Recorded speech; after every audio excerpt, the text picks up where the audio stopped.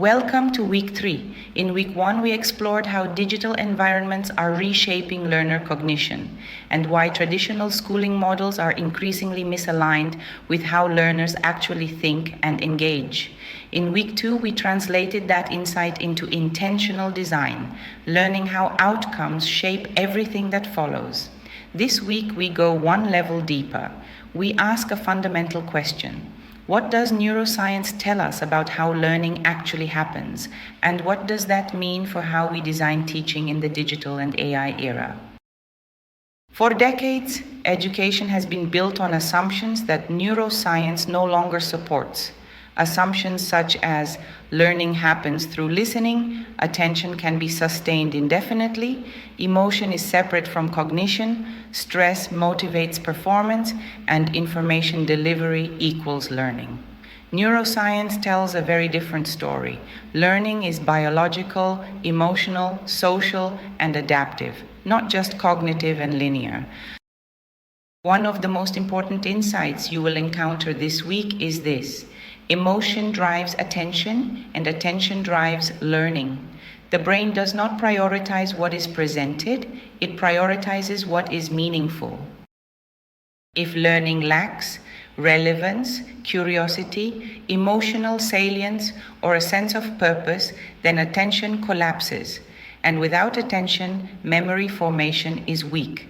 This explains why long passive lectures are neurologically inefficient and why engagement cannot be forced through discipline or assessment pressure. Neuroscience also helps us understand why overload is such a persistent problem in digital learning. Working memory is limited. Dense text, excessive instructions, or poorly designed digital materials overwhelm cognitive capacity, especially when combined with multitasking and notifications.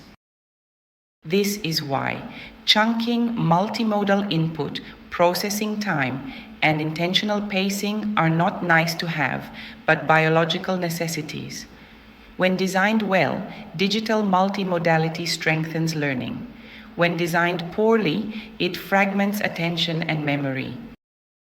Another critical idea this week is neuroplasticity. Brains change through use.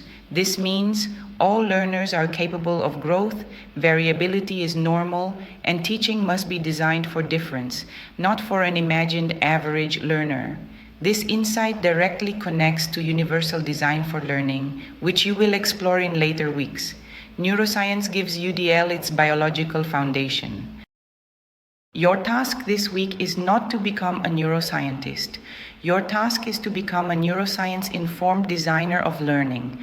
You will take a real lesson or activity from your course and ask, does it respect attentional limits?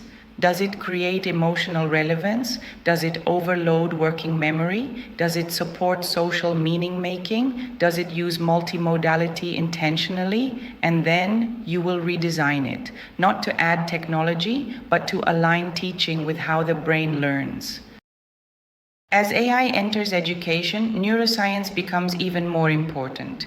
AI can generate content instantly, but it cannot guarantee learning. Only well-designed learning conditions can do that. If we ignore the learning brain, AI accelerates inefficiency. If we design with neuroscience in mind, AI becomes a powerful ally. As you work through this week, keep one guiding question in mind. If my learners' brains could vote on my lesson design, would they support it or resist it?